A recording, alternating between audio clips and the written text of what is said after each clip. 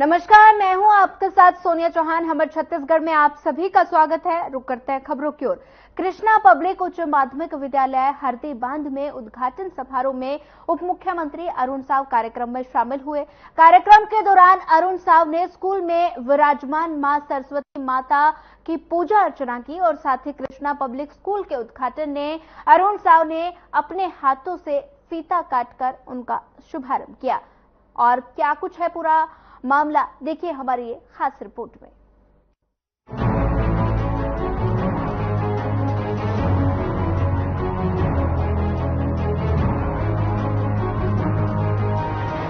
सूबे के उप मुख्यमंत्री अरुण साव लोरमी दौरे पर रहे, जहां उप मुख्यमंत्री अरुण साव ने कृष्णा पब्लिक उच्च माध्यमिक विद्यालय हरदी बांध में एक उद्घाटन समारोह में शिरकत की। कार्यक्रम के दौरान अरुण साव ने स्कूल में विराजमान मां सरस्वती माता की पूजा अर्चना के साथ ही कृष्णा पब्लिक स्कूल का अपने हाथों से फीता काटकर शुभारंभ किया। इस खास मौके पर उप मुख्यमंत्री जनता को अपना पैगाम देते नजर आए। लोरमी की जनता को संबोधित करते हुए अरुण साव ने कहा कि मैं अपने क्षेत्राधिकार के नाते हर संभव प्रयास कर यहाँ किसी न किसी कार्यक्रम में आता रहूंगा। उप मुख्यमंत्री अरुण साव लोरमी की जनता को प्रणाम करते हुए बोले कि यहाँ के लोगों ने मुझे ऐसा आशीर्वाद दिया कि लोरमी का विधायक प्रदेश का उप मुख्यमंत्री बन गया। आप लोगों के बहुत प्रेम आशीर्वाद से तोखन साहू सांसद बने। इस दौरान उप मुख्यमंत्री ने सरकार की जनहितकारी योजनाओं का जिक्र करते हुए कहा कि महाकाली वंदन योजना से हर महिला को 1000 रुपए 7 तारीख के पहले ही देने की बात कही। किसान भाइयों से जो भी हमने वादे किए उन्हें हम पूरा करेंगे। कृष्णा पब्लिक स्कूल के शुभारंभ का ये अवसर है। शिक्षा, संस्कार युक्त शिक्षा ये आवश्यक है और आज हरदी बांध में कृष्णा पब्लिक स्कूल का शुभारंभ हुआ है। निश्चित रूप से विद्यालय के सभी संचालकों, सभी क्षेत्रवासियों को भी मैं बहुत बधाई और शुभकामनाएं देता हूँ। उप मुख्यमंत्री के दौरे को लेकर जनता में भी खासा उत्साह देखने को मिला। अरुण साव ने जनता के समर्थन को लेकर उनका धन्यवाद भी किया। अब देखना होगा कि लोरमी की जनता को सरकार की योजनाओं का कितना लाभ मिलता है। Bureau report.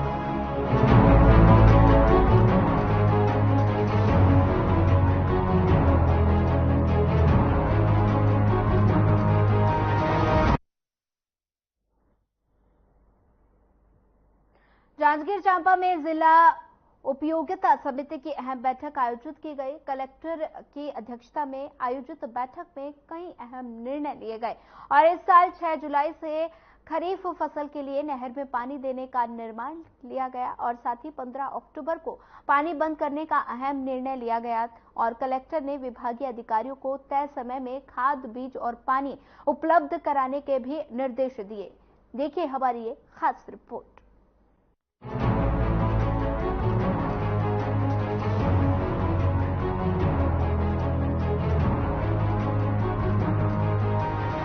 जांजगीर चांपा में जिला उपयोगिता समिति की अहम बैठक आयोजित की गई। कलेक्टर की अध्यक्षता में आयोजित बैठक में कई अहम निर्णय लिए गए।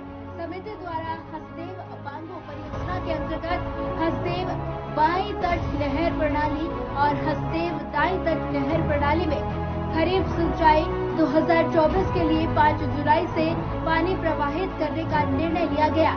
बैठक में जलाशयों में उपलब्ध जल भराव, खरीफ 2024 की सिंचाई कार्यक्रम, फसल का लक्ष्य निर्धारण और साथ ही खाद्य, बीज और कीटनाशक उपलब्धता की जैसे विभिन्न विषयों पर चर्चा की गई। बैठक में कलेक्टर ने खाद बीज के भंडारण और वितरण की चर्चा करते हुए खाद बीज की प्राप्त उपलब्धता सुनिश्चित करने के निर्देश दिए। उन्होंने कृषि विभाग और राजस्व विभाग को आपसी समन्वय के साथ अतिक्रमण में लाल झंडा लगाकर चिन्हांकन करने के भी निर्देश दिए। उन्होंने कहा कि सोसाइटी में खाद बीज उठाव के लिए किसानों को किसी प्रकार की समस्या नहीं होनी चाहिए। उपयोगिता समिति की बैठक में विशेष ध्यान ये दिया गया कि हमारा जो जल है उसका समुचित उपयोग और सुव्यवस्थित उपयोग होना चाहिए। आज तय हुआ है कि 5 जुलाई से नहर खुलेगी और 15 अक्टूबर को नहर बंद। नहर बंद करना हमारा सबसे प्रमुख विषय इसलिए रहता है उसके बाद कुछ किसान या कुछ भैया नेताओं द्वारा जो दबाव बनाया जाता है और 15 दिन 10 दिन का अतिरिक्त पानी बहा दिया जाता है, उसके कारण किसानों की आगामी फसल जो रबी फसल है उसके लिए पानी की कमी पड़ जाती है। उसको रोकना हमारा प्रमुख उद्देश्य है। बीज निगम में भी हमारी मांग थी कि पहले 5 साल पहले तक के हमारी रबी फसल में धान का बीज निगम द्वारा बीज हमको दिया भी जाता था रजिस्ट्रेशन करके और बीज के लिए धान खरीदा भी जाता था, परंतु 5 वर्षों से उसको बंद कर दिया। जबकि जांजगीर और चांपा जिले में रबी की जो अतिरिक्त फसल धान की ही होती है और धान की ही होगी, इसको पुनः शुरू किया जाए ताकि यहाँ के किसान ज़्यादा से ज़्यादा उसका फायदा उठाए। कब से कब तक धान छोड़ने का समय निर्धारित हुआ? पानी छोड़ने का समय है 5 जुलाई से शुरू होगी नहरों में पानी और 15 अक्टूबर तक के चलेगी। क्योंकि इस साल बांध में पानी कम है तो बीच में अगर इमरजेंसी पानी को कुछ समय के लिए रोकना पड़े या कम पानी देना पड़े, इसके लिए फिर जल उपयोगिता समिति की बैठक बुलाई जाएगी और परिस्थिति देखकर उसमें निर्णय लिया जाएगा। आज बैठक हुई है और उस बैठक में भी तय किया गया है कि भाई हमको 5 जुलाई से नहर चालू होगा और 15 अक्टूबर को बंद करने का निर्णय बैठक पे हुआ है। आवश्यकता पड़ेगी और जब अक्टूबर के बाद तो उसके लिए पुनः बैठक होगी तो उस पर निर्णय होगा। और आज की बैठक में बीज, खाद, पेस्टिसाइड्स के सभी विषयों पर विस्तार से बात हुआ है और सभी किसान एक स्वर से अपनी सहमति दी है। कहीं पे कुछ ऐसा कोई बात नहीं आया है। एक बात जरूर आया कि भाई हमारे जिले में बहुत से ऐसे शासकीय जमीन है जो अवैध रूप से बेजा कब्जा कर लिए हैं और उसके नाम से निस्तारी में समस्या आती है, उसको दूर करें और उनको मुक्त करके बृहद वृक्षारोपण कराने के लिए हमने कहा है और पूरे सभी लोगों ने उस पर सहमति दी है और सबकी मंशा है कि ऐसे स्थान पे वर्तमान में जो इस भीषण गर्मी में हम लोगों ने भी झेला है और हम क्या सभी लोगों ने तो सबको एहसास हुआ है कि आने वाले समय में जांजगीर चांपा जिले में बृहद वृक्षारोपण उन सब शासकीय भूमि जो कि अवैध रूप से जब कब्जाधारी है उनको मुक्त कराकर वृक्षारोपण करने की भी बात आई है। खाद की बात आई कि भी खाद में पोटाश की कमी अगर है पर वर्तमान में है उसको सोसाइटी पे दिया जाए और जितने माइनर अभी हैं माइनर उप माइनर पहले टेल को पहले अपन पानी दें, उसके बाद पानी हम जहां से चालू होता है उसको दें, पर पहली प्राथमिकता है कि टेल तक पहले पानी पहुंचे। इस बात के लिए इस बात सुनिश्चित किया। इस बैठक में कई अहम मुद्दों पर चर्चा की गई और साथ ही उन्होंने सोसाइटी के पास बीज का भंडारण करने के भी निर्देश दिए। कलेक्टर ने कहा कि उन्नत किस्म के कम अवधि वाले धान बीज का उपयोग करना किसानों के लिए अधिक फायदेमंद है। किसानों को इसका उपयोग करके जमीन की उर्वरता बनाए रखने के लिए फसल चक्र लेने प्रोत्साहित करने को कहा और साथ ही नहर की मरम्मत करने के लिए जल कर वसूल करने की सलाह दी। Bureau report.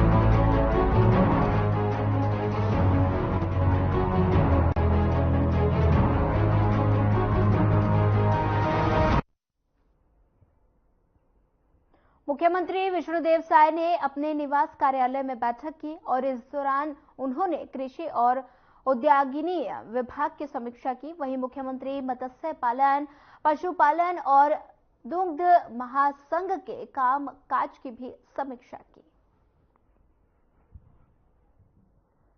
CM Vishnudeo Sai ने की बैठक तस्वीरों में देख सकते हैं। तस्वीरें रायपुर से है जहां पर सीएम ने कृषि विभाग की समीक्षा बैठक की और बैठक में कई अधिकारियों को दिशा निर्देश भी दिए गए। तस्वीरों में आप देख सकते हैं, तस्वीरें रायपुर से है जहां पर सीएम विष्णुदेव साय ने अधिकारियों की बैठक ली और साथ ही अधिकारियों को इस बैठक में कई दिशा निर्देश भी दिए। सीएम विष्णुदेव साय ने बैठक ली, रायपुर की तस्वीरें हैं।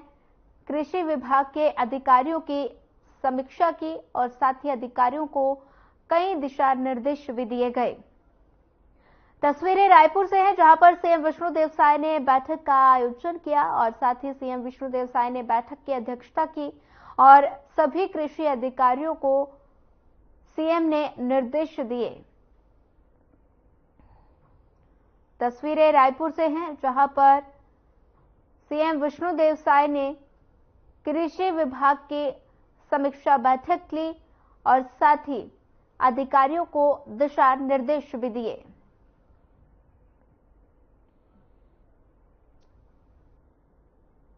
तस्वीरें रायपुर से हैं, जहां पर सीएम ने कृषि विभाग की समीक्षा बैठक ली और अधिकारियों को कई दिशा निर्देश भी दिए और साथ ही बता दें कि सीएम विष्णुदेव साय ने कृषि अधिकारियों की समीक्षा बैठक ली।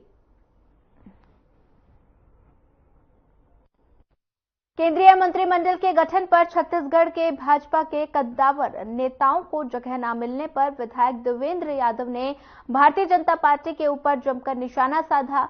मीडिया से बातचीत करने पर विधायक देवेंद्र यादव ने कहा कि दिल्ली जाते वक्त भारतीय जनता पार्टी के नेता चुप्पी साध लेते हैं और यहां के अधिकारों की बात हो तो मांग को भी वो बोल ही नहीं पाते, ना ही मांग कर पाते हैं।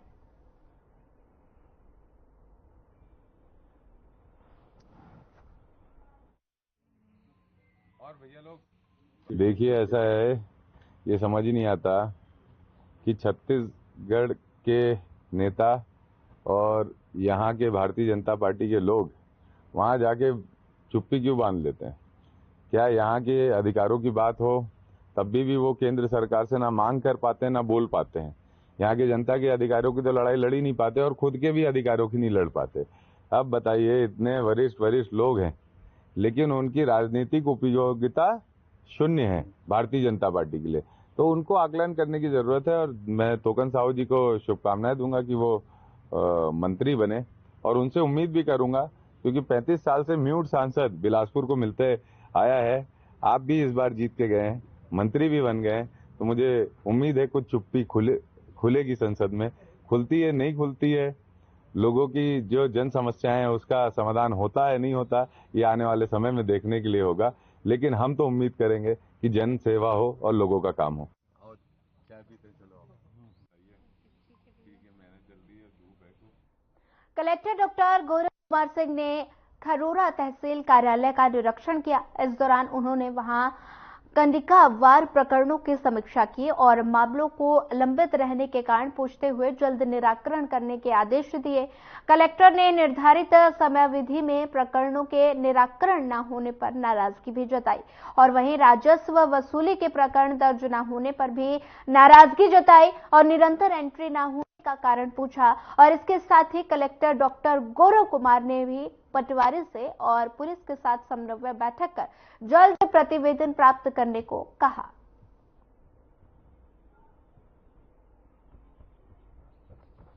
तस्वीरें रायपुर से हैं। कलेक्टर ने किया तहसील का निरीक्षण। आप देख सकते हैं तस्वीरों में राजस्व प्रकरण के निराकरण के निर्देश दिए गए हैं और निराकरण न होने पर नाराजगी जताई है। रायपुर की तस्वीरें हैं जहां पर तहसील का निरीक्षण किया गया और साथ ही कलेक्टर ने निरीक्षण के निराकरण के निर्देश दिए और साथ ही निरीक्षण के दौरान उन्होंने निरीक्षण न होने पर भी नाराजगी जताई।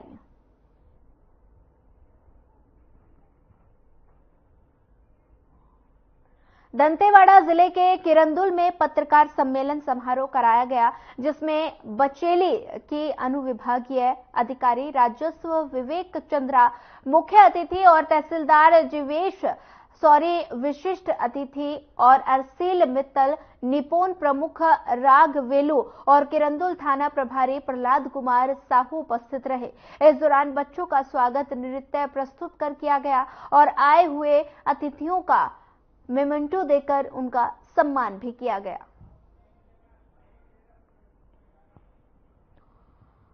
पत्रकार सम्मेलन समारोह का आयोजन और समारोह में कई अधिकारी भी मौजूद रहे। बच्चों ने नृत्य स्वागत प्रस्तुत किया। तस्वीरें दंतेवाड़ा से हैं जहां पर बच्चों ने नृत्य प्रस्तुत किया। पत्रकार सम्मेलन समारोह का आयोजन किया गया। तस्वीरों में देख सकते हैं काफी संख्या में यहां अधिकारी मौजूद नजर आ रहे हैं। बच्चों ने नृत्य स्वागत भी प्रस्तुत किया।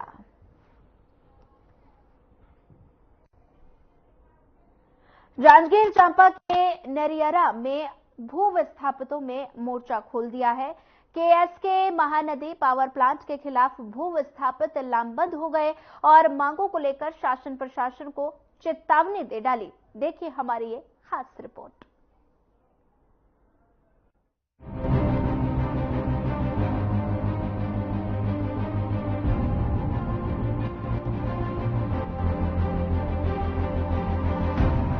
जांजगीर चांपा जिला के नरियरा में संचालित केएसके महानदी पावर प्लांट के खिलाफ एक बार फिर भू विस्थापित लामबंद हो रहे हैं और भू विस्थापित अपनी 24 सूत्री मांग को पूरा कराने के लिए शासन प्रशासन से गुहार लगाने पहुंचे। इतना ही नहीं, इन भू विस्थापितों ने चेतावनी दे दी है कि अगर 19 जून तक मांग पूरी नहीं की गई तो वे उग्र आंदोलन करने पर मजबूर होंगे। जैसे कि मैं बता दूं, ज्ञात है हम लोग दिसंबर में उनको ज्ञापन दिए थे, सभी को दिए थे, प्रशासन को दिए थे। उसके बाद हम लोग जनवरी में हड़ताल करने वाले थे, तो 15 दिन का टाइम मांगा गया हमसे प्रशासन की तरफ से, फिर एक हफ्ते का मांगा गया। तो हम लोग क्योंकि 11 फरवरी से 11, 12 फरवरी, 13 फरवरी को जब हम लोग हड़ताल समापन किए हैं तो प्रशासन के बीच में, प्लांट के बीच में समझौता हुआ था कि एक हफ्ते में हमारी 23 सूत्री मांग को पूरा किया जाएगा। अगर नहीं किया जाएगा तो हम फिर से हड़ताल कर सकते हैं, क्योंकि हमारे समक्ष चुनाव थी, चुनाव में आचार संहिता लगा था, तो हम शांत बैठे थे। तब तक उनके पास समय था कि वो हमारे मांग को पूरा कर सकते थे, लेकिन वो मौन बैठे हैं, शांत बैठे हैं, अभी तक वो किसी भी प्रकार का कुछ नहीं कर रहे हैं। तो हम लोग को अब फिर से हम लोग को हड़ताल करना पड़ेगा। किसान हम आगे आएंगे और अपने हक अधिकार की लड़ाई के लिए हम लड़ेंगे। कौन से प्लांट के लिए? KSK power plant Nariyara. कितने मजदूरों का जमीन गया है, कितने का? अभी हमारे साथ 600 मजदूर हैं, किसान हैं जिनको न्याय नहीं मिला है, और मजदूर किसान हैं जिनको न्याय नहीं मिला है, उनके लिए हम लोग लगे हुए हैं। आदिवासी किसान हैं जिनके भूमि लिए हैं, अभी तक उनके लिए कुछ भी नहीं किया गया है। ना क्या बोलते हैं, उनका आज तक ना सुनवाई हुआ है। जमीन लिया गया है, जमीन के बाद में ना नौकरी दिया गया है, ना भत्ता दिया जा रहा है, कुछ भी नहीं किया जा रहा है। दर दर किसान भटक रहे हैं। तो उनके हक अधिकार के लिए हम आगे आकर लड़ाई लड़ेंगे और आगे धरना प्रदर्शन 20 तारीख को करेंगे, हम 20 दिन को। विगत हम लोग 6 महीने से हड़ताल कर रहे हैं, बाकी हमको आज तक किसी प्रकार कोई सफलता नहीं मिला है, क्योंकि हम लोग जनवरी में 15 जनवरी को हड़ताल करने वाले थे। जिला प्रशासन ने आश्वासन दिया कि हम आपकी मांगों को प्लांट से पूरा करवा देंगे, आपको हड़ताल करने की जरूरत नहीं पड़ेगा। तो हम लोग हड़ताल को स्थगन किए। उसके बाद हमने फरवरी में हड़ताल किया। फरवरी में हड़ताल में आप सब मीडिया के सहयोगी भी आए थे, हमारा टेलीकास्ट किए, और सबके बीच में यह आश्वासन दिया गया प्लांट और प्रशासनिक अधिकारी के द्वारा कि आप लोगों की मांगों को हम एक हफ्ता में पूरा कर देंगे। बाकी वो एक हफ्ता तो छोड़िए, आज तक एक भी मांग पूरा नहीं हुआ और आज 3 महीने बीत गया। क्योंकि आचार संहिता था, इसलिए हम लोग हड़ताल नहीं किए। इसलिए हम अपने अधिकार के लिए हम पुनः 20 तारीख से हड़ताल आंदोलन जारी रहेंगे। इसलिए हम कलेक्टर साहब को अवगत कराने और ज्ञापन देने के लिए आए हैं। बता दें कि भू विस्थापितों का आरोप है कि प्लांट प्रबंधन की तरफ से किसानों की जमीन अधिग्रहण करने के बाद भी उन्हें उचित मुआवजा नहीं दिया गया, जमीन के बदले नौकरी भी नहीं दी गई, साथ ही गोद ग्रामों में किसी भी तरह का विकास न करने का आरोप भी भू विस्थापितों ने लगाया है। इन भू विस्थापितों ने अधिकारियों को ज्ञापन सौंपकर गुहार लगाई है कि इनकी समस्या का समाधान कराया जाए। Bureau report.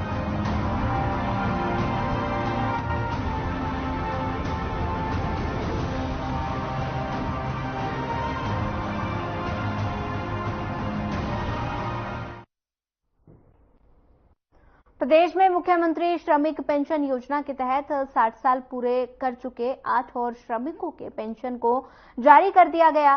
श्रम मंत्री श्री लखनलाल देवांगन ने निर्देश पर पेंशन जारी कर दी है और आपको बता दें कि श्रमिकों के हित और उनके बेहतर जीवन यापन के लिए छत्तीसगढ़ में निर्माण श्रमिकों के पेंशन योजना की शुरुआत 29 मार्च को की गई थी। इस योजना के तहत पात्र निर्माण श्रमिक पेंशन राशि सीधे उनके खाते में भेजी जा रही है।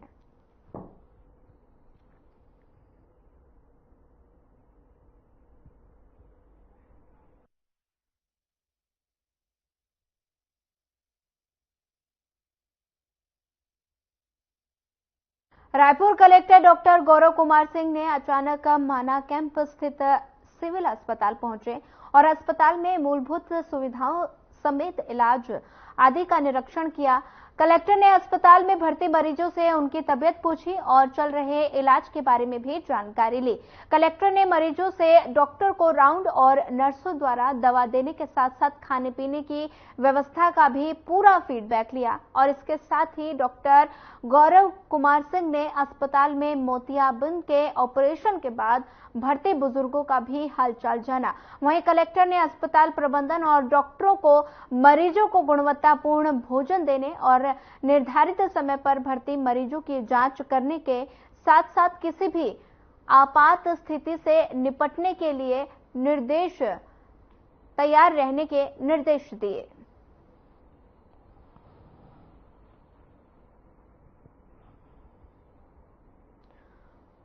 माना सिविल अस्पताल पहुंचे कलेक्टर और अस्पताल में भर्ती मरीजों का जाना हालचाल और साथ ही मरीजों से फीडबैक भी लिया, डॉक्टरों को दिए जरूरी निर्देश। माना अस्पताल पहुंचे कलेक्टर और साथ ही भर्ती मरीजों से फीडबैक भी लिया और साथ ही मरीजों के चल रहे इलाज का भी फीडबैक लिया, मरीजों से उनका हालचाल जाना और साथ ही सभी अधिकारियों को आपात स्थिति में अलर्ट रहने के निर्देश भी दिए।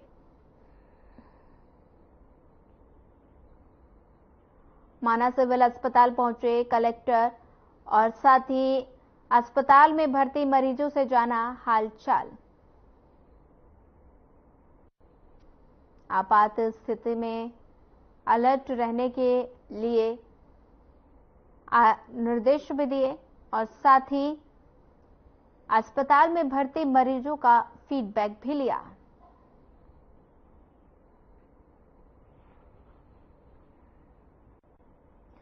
विधानसभा अध्यक्ष डॉक्टर रमन सिंह ने विधानसभा सचिवालय में बैठक की। इस दौरान स्वास्थ्य मंत्री श्याम बिहारी जायसवाल और उप मुख्यमंत्री विजय शर्मा की उपस्थिति में प्रदेश के स्वास्थ्य व्यवस्था और मेडिकल कॉलेजों की सुविधाओं को लेकर विस्तार से चर्चा की गई। विधानसभा अध्यक्ष ने प्रदेश के मेडिकल कॉलेजों में विशेषज्ञ चिकित्सकों की कमी को लेकर चिंता जाहिर की है और उनके मानदेय को बढ़ाने और उनके नियमित करने को लेकर भी जरूरी निर्देश दिए। स्वास्थ्य मंत्री श्याम बिहारी जायसवाल ने विधानसभा अध्यक्ष डॉक्टर रमन सिंह के सुझाव पर स्वास्थ्य विभाग को एक कमेटी बनाने के भी निर्देश दिए। तस्वीरें रायपुर से हैं, जहां पर विधानसभा अध्यक्ष ने की बैठक विधानसभा सचिवालय में बैठक हो रही है। तस्वीरों में आप देख सकते हैं मेडिकल कॉलेज को लेकर बैठक में चर्चा की गई और साथ ही कई अधिकारी इस बैठक में मौजूद नजर आए। तस्वीरें रायपुर से हैं, जहां पर विधानसभा सचिवालय में बैठक का आयोजन किया गया। बैठक में कई अधिकारी मौजूद नजर आए और साथ ही मेडिकल कॉलेज को लेकर बैठक में चर्चा की गई।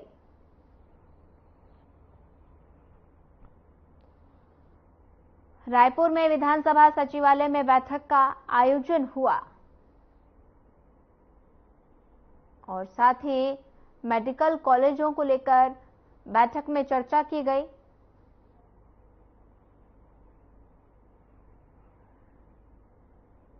देख सकते हैं तस्वीरों में बैठक में कई अधिकारी भी मौजूद नजर आए। फिलहाल इस बुलेटिन में इतना ही। ज्यादा खबरों के लिए बने रहिए हमारे साथ। नमस्कार।